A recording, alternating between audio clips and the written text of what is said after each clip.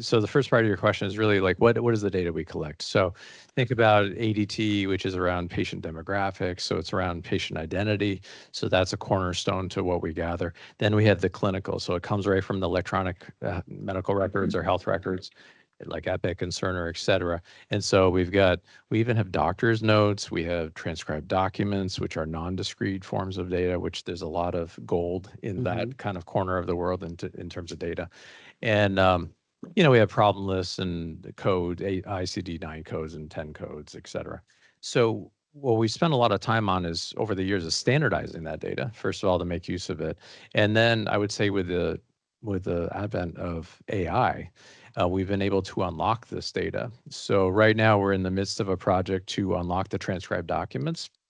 So look for those clinical insights in the transcribed documents like a radiology report and pull out the relevant procedure codes or comments that are clinically relevant into our discrete data set to really unlock that potential. And what we've done so far is we have created a de-identified database. We've shared it with New York City Department of Health and Mental Hygiene. They've been kicking the tires on it for many years now.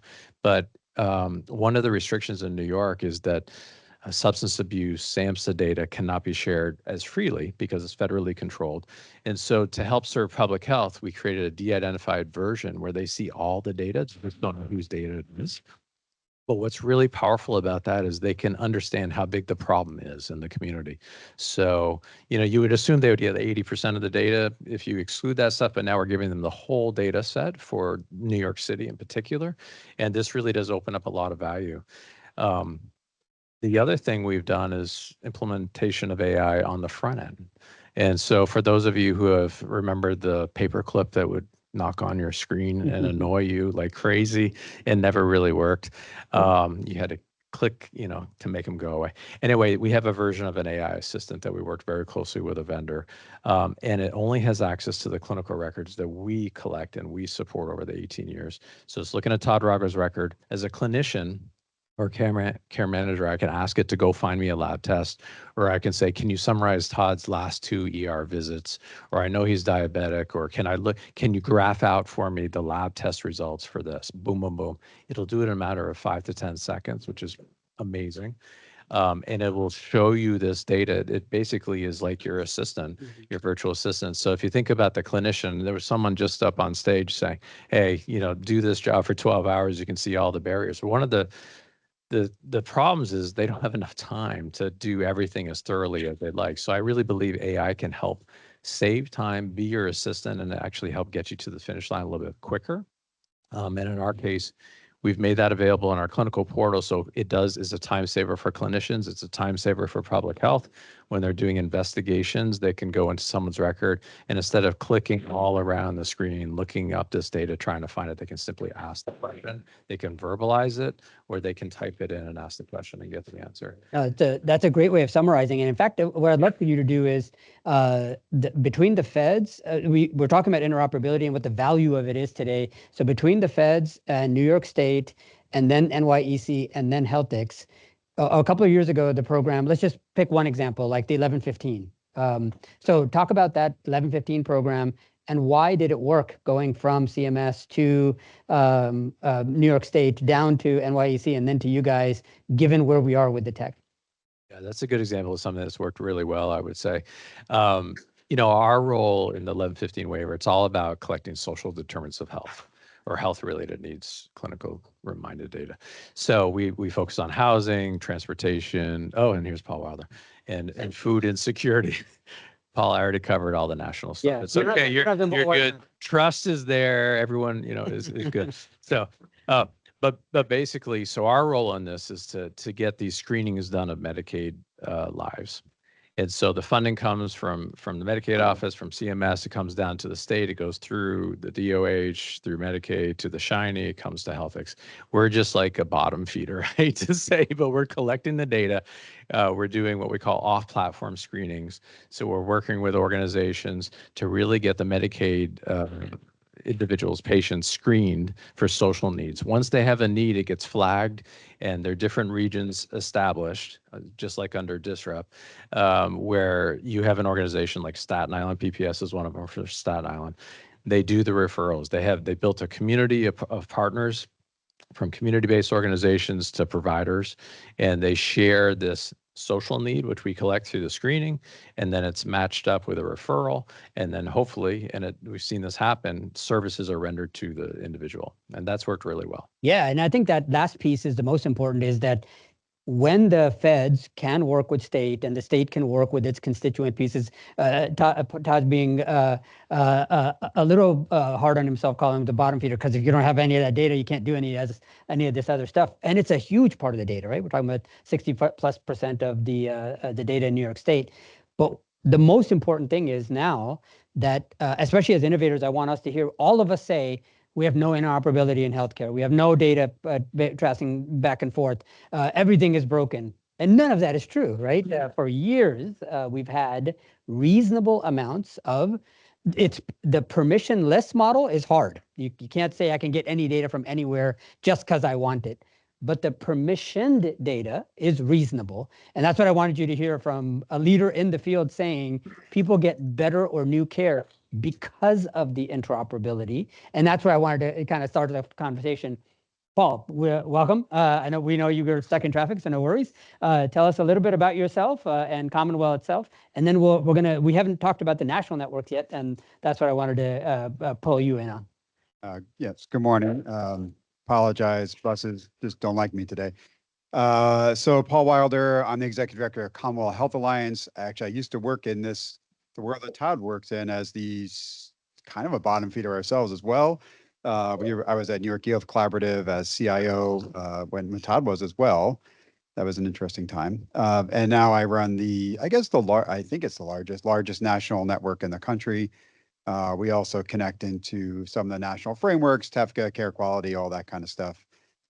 Your point is valid. Yes, there is exchange is working, interoperability is working, but also has some parts that don't work. And we still have some fixing to do. It's still a slog, is the term I use regularly. I think that being on the bus on the way here and the tunnel not working made me feel the same way. There was just a slog. There's nothing I can do except for wait. Yeah. So like you can jump out of the bus and start walking through the tunnel. It's not, I would have gone through faster if I did that, by the way. But but it's still fun, but we still have a lot more work to do. Absolutely fair. So let's talk about, just give us a state of where we sit in February 2026 with national networks, where care quality fits in, where you guys fit in, where TEFCA fits in. And if either of you guys are willing to chime in on the Epic lawsuit with Help the Gorilla, et cetera, happy to have you guys jump in. If you don't, I'll editorialize and you guys can sit silently. But I would love to hear it. But just give us like a state of the union in terms of where we are and what's working and what's not. Yeah, so I mean, just to give an idea of the scale size of what's going on, our network has about 250 million identified people in it. It has another 530 million patient records where you have not yet matched to a person. So we have a person record, and then we have a bunch of patients. A patient is a person at a site, right? So at Mount Sinai, NYP, go down the list. So we have most of the country covered. Honest answer, just so you want to know, you're like 250, there's more people. Keep in mind, pediatrics is still really hard, right? Pediatrics is often the last on the grid. It's embroiled in a bunch of consent issues relative minor consented data and other reasons why it doesn't really get exchanged well. And then behavioral health, mental health is still something we have to do better at. Some are participating, but it's hard to be bidirectional when you have extra rules on top of stuff. So that amounts to we do about 1.1 billion documents a month. I did a look back because actually I was doing some research for this Epic lawsuit. I was trying to put in context, what has happened over the years. And looking at 2018, which is when I started, actually 2019, beginning of 2019, care quality, which is a framework we connect to. These are the numbers I have from them because I decided not to use ours because, then I'm just flaunting ourselves. They had 14 million documents moved a month back in 2019, first month 2019. That number is now 1.2 billion on their framework, and that we're 1.1. So things have been multiplied by factors, not a little bit of growth. This is 2 zeros got added, and it keeps moving up. The data is still hard to organize. It can be hard to deal with. So, and there is a haves and haves not. Some EHRs do it great, some don't. I have one EHR member that their ratio of documents they give out to documents they get back is 10,000 to 1. right? So what does that mean? That's a horrendous EHR workflow. There's clearly no automatic triggers. There's no pre-charting. It's available data in document form for someone to read. But most physicians, clinicians, anything on the stack, not really interested in reading through 20 documents, discharge summaries, H&Ps, and encounter summaries. They want some stuff extracted, the standard PAMPI type stuff. So there is some work to do, and some have more work to do than others. Epic has been very good at interop in terms of particularly Epic to Epic, where the format and the form is very structured and makes sense, and it's the same across all of them. When they start working with exchange with Oracle and Athena, things get a little dicier. I mean, the lawsuit right now is a whole different problem. The lawsuit right now is, to put in context though, and I think I did just put the context, but you have to see through it, 14 million, 1.2 billion, right? When that kind of growth happens, some bad actors will emerge. And the problem we're seeing, you look for the lawsuit, that what's really happening in there is it's really hard to find the bad actors now. The volume is so high. I could sneak in a couple thousand transactions an hour. No one would notice.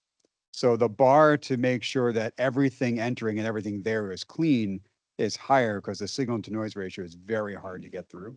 I had someone that wanted to get through rack and stack and care quality to find out the bad actors. Let's start out by ranking the top 10 exchangers that, and see which ones are the bad ones. Like that is not the top 10. The top 10 is Kaiser, Sutter, Dignity, Mount Sinai. You go down this list, they're all the big healthcare institutions. They are exchanging a boatload of data. And the ratio of those bad actor documents to them is also multi-factored off, right? It's very small amount of stuff. But very colorfully, it only takes a small amount of the wrong ingredient to ruin good ice cream, right? You probably don't want red chilies in your vanilla. It's not going to be vanilla anymore. So, you find a little bit of that stuff, it can really mess up a lot of things. And so we do have some work to do. I do think the lawsuits are overblown, and we can go through the power trip that's created and the power vortex and messed up it's doing right now in interop. And I do want to cover that, and primarily because I want to make the point that we are not where we were in 2015. That was the first year we did Health Impact. We are way beyond that. And in terms of interoperability, in general, things are working. But at this scale, with our heterogeneous environment, it's never going to work 100%. And nobody even knows what it means to say it's working 100%. So as innovators, users in the healthcare community, you have access to this data if you know what to do with it. From a conceptual point of view, certainly some of it physically you have available as well. So that's where I wanted to kind of make sure that everybody understood that. Now, if you can just describe a little bit TEFCA and individual access services from the national perspective, and then Todd, I'd love for you to comment and say, that's a bunch of bullshit, it's not working for me down here in New York. Or you can say, no, individual access services through TEFCA does seem to be doing what it was designed to do. So go ahead, Paul, you can do it first, and then we'll let him comment. Just one question, is a raise of hand question. Sorry, everyone. When we say the Epic lawsuit, does anybody know what we're talking about? They probably raise a hand. But we'll describe it. Okay, when we later get on, we'll get to there. Yeah. So TEFCA original concept, first, this is the Cures Act. This is going back 2016. It's a while ago. It just took a while to actually launch it. It actually had two components of the Cures Act that you might be aware of, right? The first one is TEFCA. Some of you may be less aware of that. Then the other one is almost more important, which is information blocking, right? That came out of that, and don't be an information blocker, be an information sharer. So I think that worked, right? We see the two-factor increase in the exchange of stuff. Originally, TEFCA was designed to link up the regional state HIEs to make a national framework that connects all this stuff together. Things shifted from like almost the time that thing got written, things were already starting to shift towards vendor-focused networks. And there's for a good reason. Like it's easier to scale up a vendor network than it is to scale up individual HIEs. No offense to Todd, but he is beating that drum every day. Like it's hard to keep the interfaces up and make sure you're keeping up with the revs of the vendor. But if Oracle builds a gateway and puts all their stuff behind it, like we connect that thing once and all of a sudden 3,000 things light up. We connect eClinical works up and 20,000 things light up, right? It becomes a lot different scale to push down to a technology that already exists, right? This is your Sirius radio updates itself over the air versus I have to go buy a new car every time and re-interface it and do a bunch of work. So it has like this natural scaling effect, and it also maintains itself a little better because it's embedded in technology. The bad news is if you listen to what I said before, if those EHR technologies didn't build a good workflow, then you're also stuck with a car that has everything that doesn't work, right? So there's this downside to that. It's hard to get through when you can't get through. So that was the original design. What changed was TEFCA became really a framework for networks to connect to. So Commonwealth connects to it. eHealth Exchange, which is kind of the thing above many of the HIEs of the past and some of the federal systems. Epic is one of these primary nodes. So really we're establishing these primary nodes on a framework, not very different from the way you should think of telecom, right? So the Verizon towers are the Verizon towers. The AT&T towers are the AT&T towers. They don't share that, right? But they have to make sure they don't use the same phone numbers. Right? I can't be issued a phone number from AT&T that Verizon just gave out to someone else. Someone has to coordinate that. And so normally the federal government does that, right? That's the Federal Communications Commission that makes sure that they have protocols that, their towers can talk to the other towers and we can make phone calls, and that's great.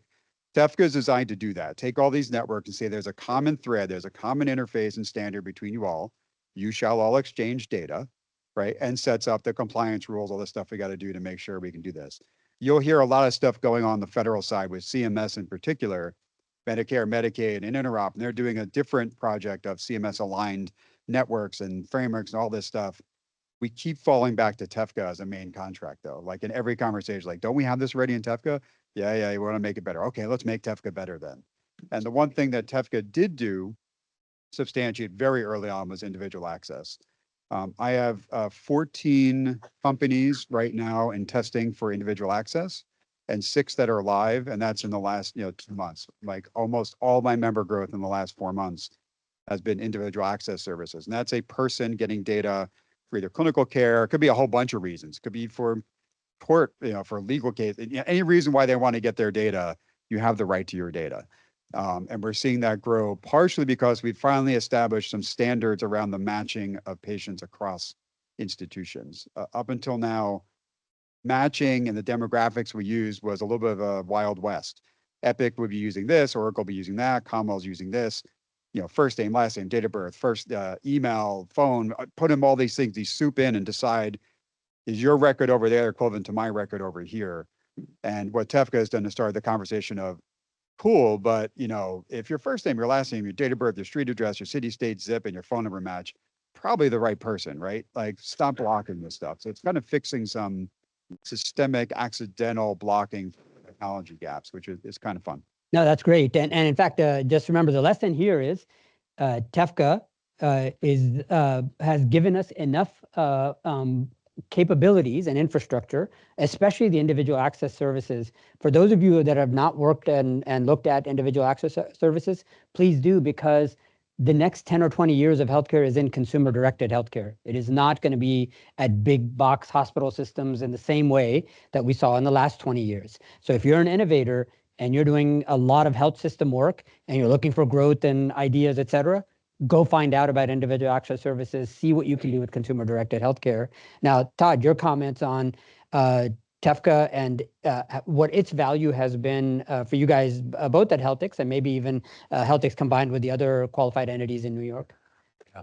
So let me just start off by saying we are one of those in final testing, as Paul knows. We do have, for New Yorkers, a free patient portal called My Health Record New York. I encourage everyone to go look at it, pull your records down.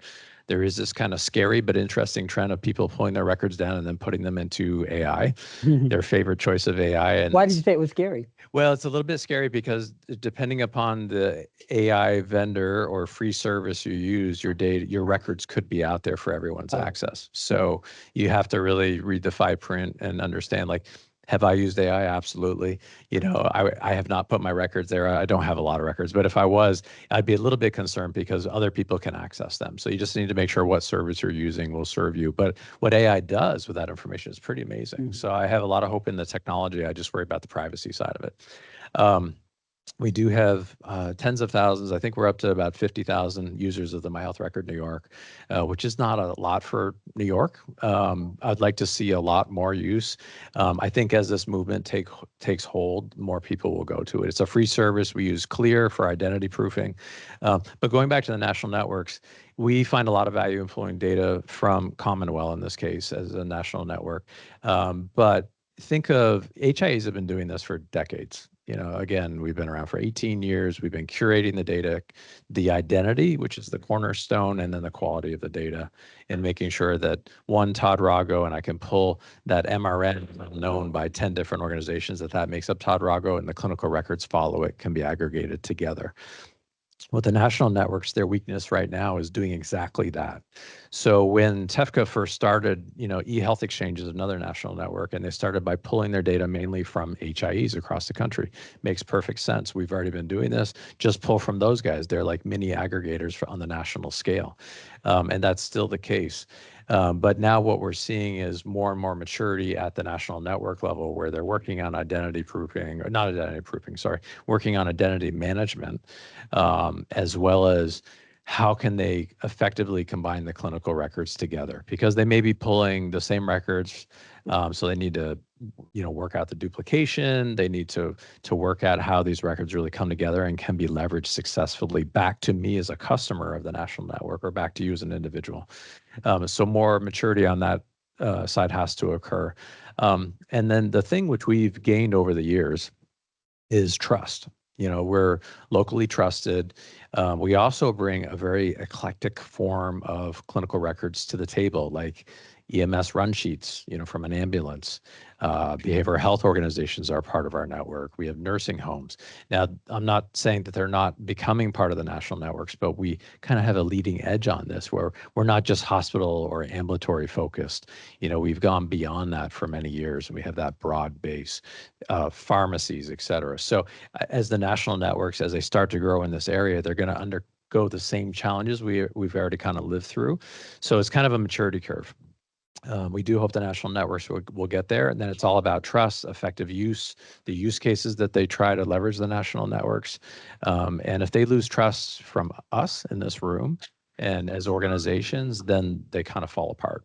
So think of the political realm, medical records shouldn't be used for immigration enforcement, or shouldn't be used for XYZ. So we want to keep it very focused on healthcare and uses in healthcare. So all that comes into play when you're thinking national scale versus New York level, for me, at least. Yeah, and one of the challenges that we've had with health information exchanges in general is that we're not always sure what they're supposed to be doing. So we create multiples of them, hoping that after creating multiples of them, we'll figure out where they should go, right? Not exactly the best design, but it's where we are, right? No problem with that. And by the way, I'm going to open up for questions. Please keep your, go ahead and get your questions juices running here. Just really funny. Yeah. There used to be 13 HIEs in New York. So just to your point, now there's 6, and there probably should only be a couple. But yes. That's right. And so really, to be fair, obviously when the first HIEs were, quote, invented back in the early 2000s, when ONC first came out, or what the predecessor of ONC, where we ended up with is that we do have national networks, we do have individual access services, and there is value that you can start to extract. Now, talking about the lawsuits, something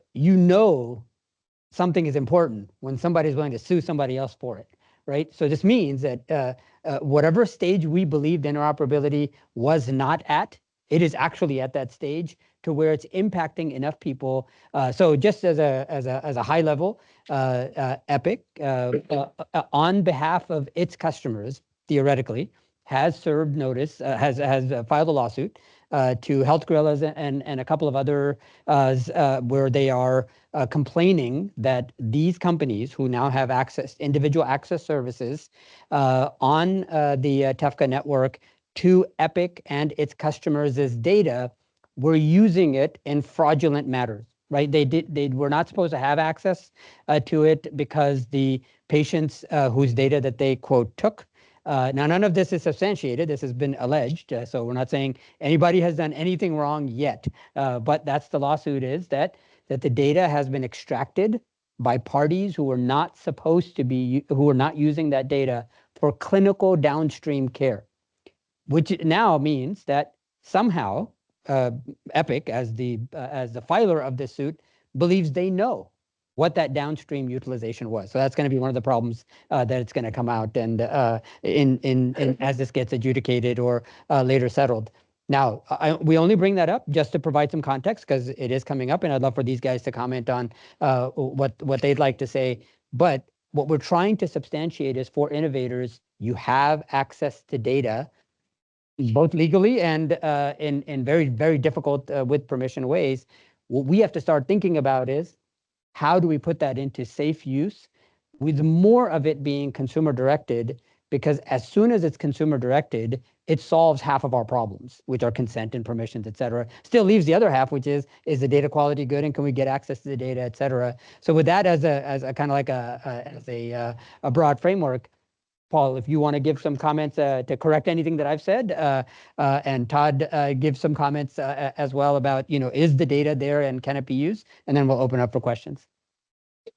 First, you allowed me to correct you, so I'll make one small correction, which is actually a pretty large correction. They weren't using individual access services is the problem. First of all, they were using the treatment lane. Oh, really? Okay. So, or at least that's what the accusation is. So under all the national frameworks, see the HIEs locally and TEFCA, we have multiple lanes that you can conduct exchange in. So when you make a transaction, you state the lane you're in.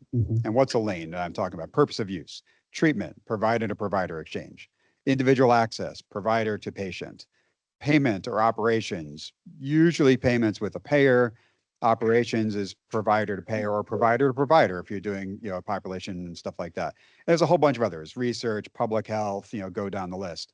And basically during all this growth, we were increasing provider to provider exchange and kept saying, we'll get to the other stuff when we're done with this. Problem is we never finished this, so we didn't really get to do the other stuff. So what happens when you're going down the highway and the lanes are all blocked and you got to get somewhere, right? And say it's emergent, the shoulder starts looking attractive, right? And maybe it's an HOV lane that's moving and you're for sure only one person in the car and you can see the cops are looking at people and seeing how many are counting in it. Sometimes you might hop in their HOV lane. So think of the treatment lane as like this HOV thing that's flying, right? Only electric cars are allowed. And we're just all going 65 miles per hour on electric cars that drive themselves. This thing's flying. And I'm in a rinky thing over here. And I'm like, I'm going in that lane anyway. And I'm going there because we gunked it up. We made it so difficult for the other lanes to work that we kind of forced people to do the wrong thing. Right? If you really think of that analogy, if you're going down the interstate, some of us would wait. Some of us immediately hop on the shoulder. And some of us wait to see if a cop looks at us and says it's okay to go. Right? In this case, they were just hopping in. And so and to give you just I'm gonna give you a 30-second version of what this is. This happened already before. It happened a couple years ago. We found it, we ignored it. Well, we fixed it, we stopped it, but we didn't take any action on it. Take a law firm, personal injury case, get you enrolled as a plaintiff to go sue someone for an injury case. One of the things they do is start doing discovery requests to find out if the back pain you're talking about is new or not. If it's not new, they're not going to win the lawsuit. It's not worth their time to take you to court. You've had back pain for the last 20 years. It's fundamentally interesting you got in an accident, but they didn't cause it. There's cause and effect to get harm established in court. So they go get your clinical records to see, do you have a history of back pain? Is it localized to where you had it before? Now, to do that, they usually do a discovery request, a fax or an authorization form they go. It takes forever, right? Providers are providing clinical care and doing this documentation is not part of their job description. At least that's not what they learned in medical school, right? So that's the last thing to be done on the desk. Then you get a subpoena, you get a directive from the court and you get nervous and you go faster, but it takes months. They want that in minutes. They're trying to establish whether they're going to take this on contingency, what they're going to charge this person. So what they do is they said, well, you know what we have? We have this provider. We have this provider that's attached to all the lawsuits that helps us interpret these things because we're lawyers, they're doctors. And we're going to call that review a second opinion.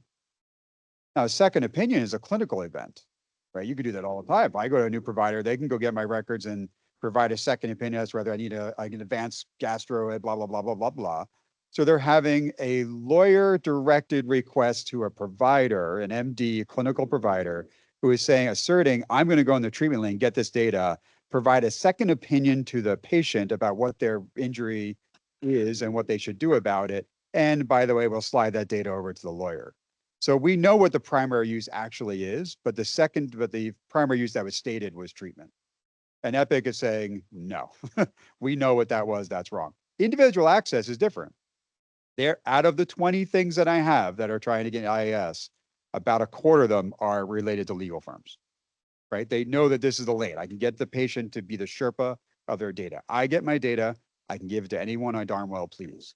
The problem with the Epic suit, by the way, just that I don't know who's harmed. Yeah.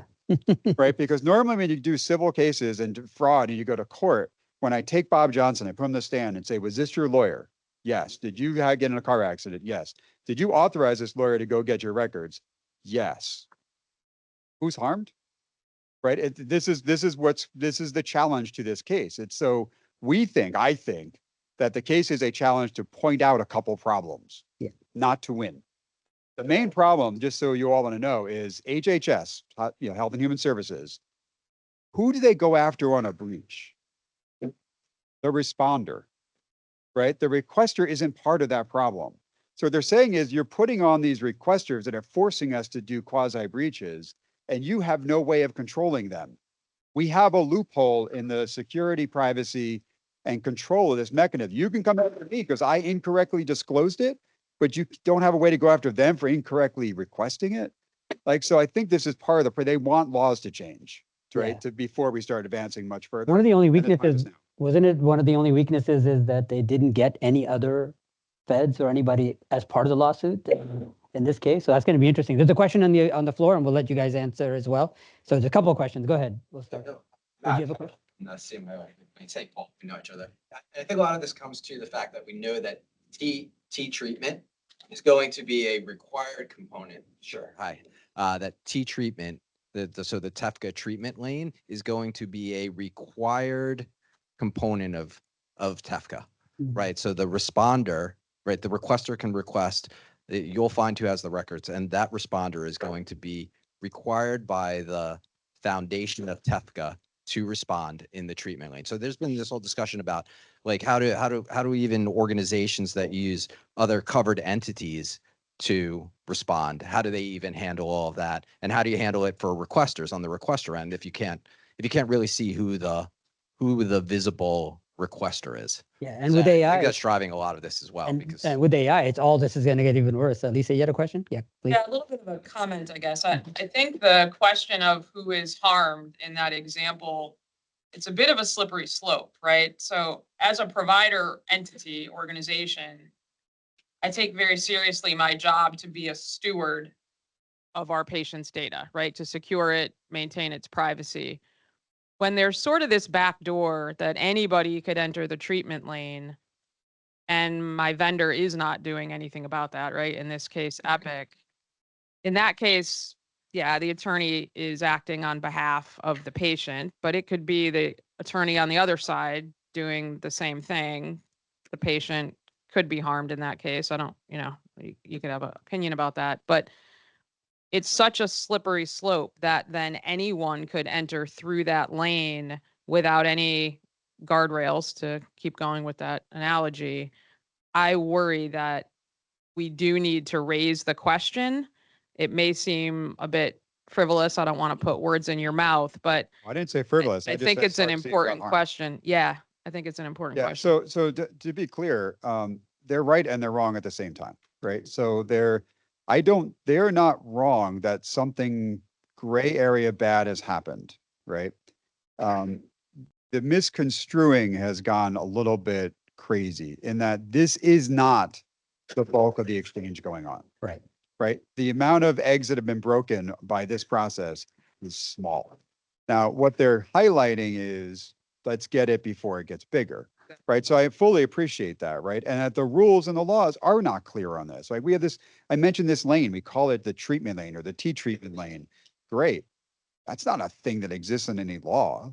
Right. That's just part of the trust framework and how we do stuff. So yes, also, by the way, just so you know, one extra little bit here, there is harm to the medical records department in that if they get the wrong stated purpose of use, they don't know how to prepare the documentation to give. If an individual comes and asks for their data, that's one set of material you're supposed to give. Right. If it's treatment, it's actually a little different. And you think about treatments, everything is like, well, no, there are state laws, for example, Maryland, that has laws against family planning and reproductive health data going through treatment channels now because they're protecting for abortion rights, all the things that are going on a national versus state scale. If you're in Maryland responding to that thing, thinking they respond to treatment, well, actually you left out data you're supposed to give because it was individual access person.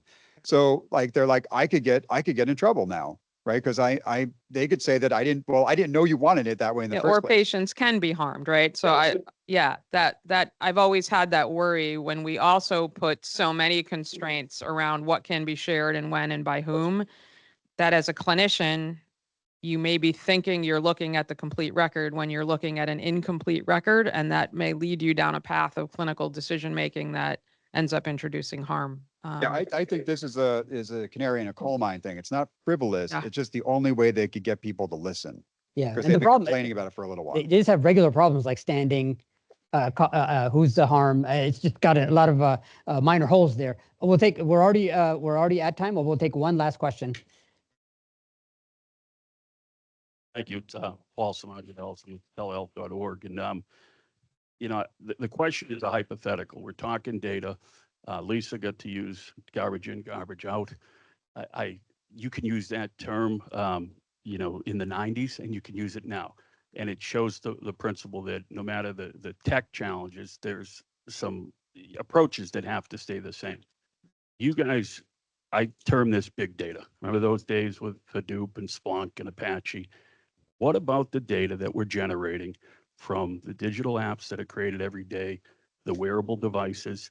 Care beyond the walls has to happen, because as Robbie said on the Sinai panel, that we got a math problem, so we have to deliver care differently in a hybrid fashion.